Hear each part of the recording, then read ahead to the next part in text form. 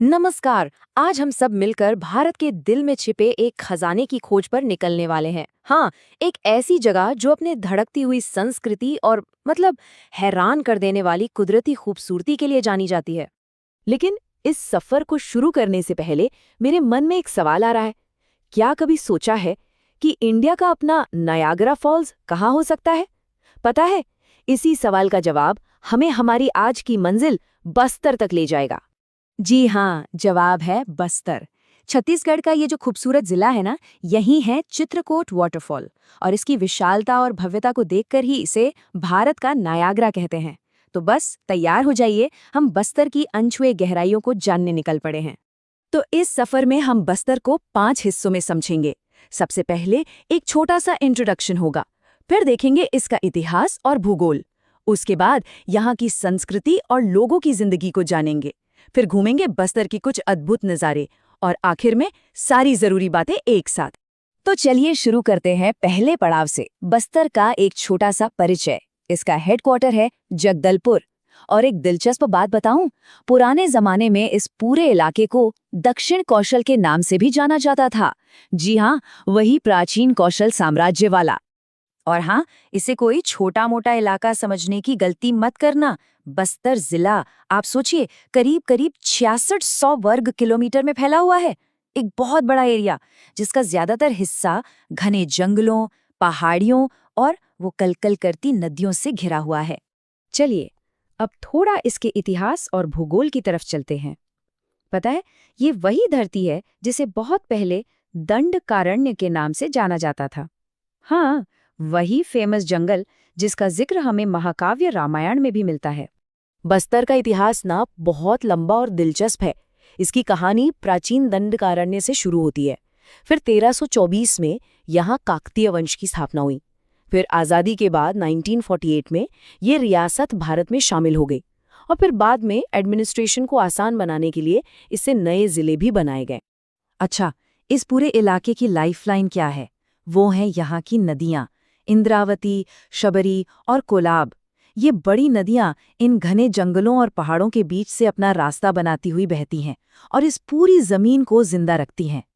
तो इतिहास भूगोल तो हो गया, अब बात करते हैं बस्तर की आत्मा की, यानी यहाँ की संस्कृति और लोगों की जिंदगी। देखिए, बस्तर की असली पहचान यहाँ के आदिवासी समुदायों से ही है, जो न जाने कितनी सदियों से इस धरती को अपना घर कहते आए हैं। आपको जानकर हैरानी होगी कि यहाँ की 70% से भी ज्यादा आबादी आदिवासी है। इनमें गोंड, मारिया और हल्बा जैसे कई बड़े समुदाय शामिल हैं। और सच कहूँ तो इनकी जो अनोखी परंपराएं हैं और इनका जो जीने का तरीका है, वही बस्तर को इतना खास बनाता है। 75 दिन, 75 डेज। जी हाँ, आपने बिल्कुल सही सुना। बस्तर का दशहरा ये भारत के सबसे लंबे त्योहारों में से एक है, शायद सबसे लंबा। सोचिए, पूरे 75 दिनों तक चलता है ये जश्न, और ये यहाँ की आराध्य देवी माँ दंतेश्वरी को समर्पित होता है। यहाँ की एक और बड़ी खास पहचान है धोकरा आर्ट। ये ना लॉस्ट वैक्स टेक्निक से मेटल कास्टिंग करने का एक बहुत ही पुराना तरीका है, और इससे जो चीजें बनती हैं वो अपनी सिंप्लिसिटी और फोक डिजाइन की वजह से पूरी दुनिया में फेमस हैं।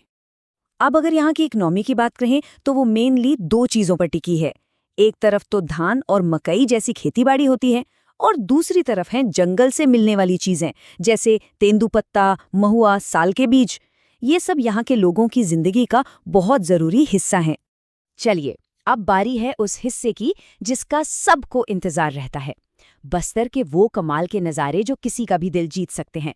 ये सच में ऐसा लगता है जैसे कुदरत ने खुद अपने हाथों से कोई कैनवस पेंट किया हो। और ये देखिए, भारत का नायाग्रा, चित्रकूट वाटरफॉल, इंद्रावती नदी पर बना ये जबरदस्त झरना, इसकी आवाज, इसकी खूबसूरती कमाल है। और मानसून में तो इसका नज़ारा भूल ही नहीं सकते। इसके बाद चलते हैं थोड़ी रहस्यमयी जगह पर, कुटुम्बसर गुफाएं। ये जमीन के नीचे बनी नेचुरल केव्स हैं। और पता है ये क्यों फेमस हैं? यहाँ अंधी मछलियाँ मिलती हैं और चूना पत्थर से बनी अजीब अजीब सी आकृतियाँ हैं। बहुत ही अलग दुनिया है अंदर। अच्छा, अगर किसी को वाइल्ड लाइफ पसंद है तो उनके लिए कांगेर वैली नेशनल पार्क किसी जन्नत से कम नहीं है। ये पार्क अपनी रिच बायोडाइवर्सिटी और घने जंगलों के लिए जाना जाता है। और हाँ, यहीं पर खूबसूरत तीरथगढ़ वाटरफॉल भी है। और जो लोग इतिहास में इंटरेस्ट रखते हैं उनके लिए जगदलपुर में बना बस्तर पैलेस एक मस्ट विजिट जगह है। सोचिए, ये महल कभी काकतीय वंश के राजाओं का घर हुआ करता था और आज भी उनके शानदार इतिहास की कहानी कहता है। तो इस पूरे सफर के बाद अब फटाफट कुछ सबसे जरूरी बातों को रिवाइज कर लेते हैं। ये वो पॉइंट्स हैं जो बस्तर को समझने के लिए बहुत जरूरी है, खासकर अगर आप एग्जाम की तैयारी कर रहे हैं। तो क्या क्या याद रखना है? हेडक्वार्टर जगदलपुर किस लिए फेमस है? आदिवासी कल्चर और वाटरफॉल्स के लिए। इतिहास, दंडकारण्य और काकतीय वंश, यहाँ की खास कला, ढोकरा। और सबसे लंबा त्योहार बस्तर दशहरा, पूरे 75 दिन। और आखिर में एक लाइन है जो बस्तर को पूरी तरह से बयां कर देती है। बस्तर जिला प्राकृतिक, सांस्कृतिक और ऐतिहासिक नजरिए से एक बहुत ही समृद्ध इलाका है। बस ये एक लाइन ही इस जगह की पूरी पहचान बताने के लिए काफी है। तो चलिए अब हम वापस अपने पहले सवाल पर आते हैं। इतनी सारी बातें जानने के बाद अब क्या लगता है, क्या ये कहना गलत होगा कि बस्तर वाकई भारत का एक छिपा हुआ खजाना है? इस पर सोचिएगा जरूर।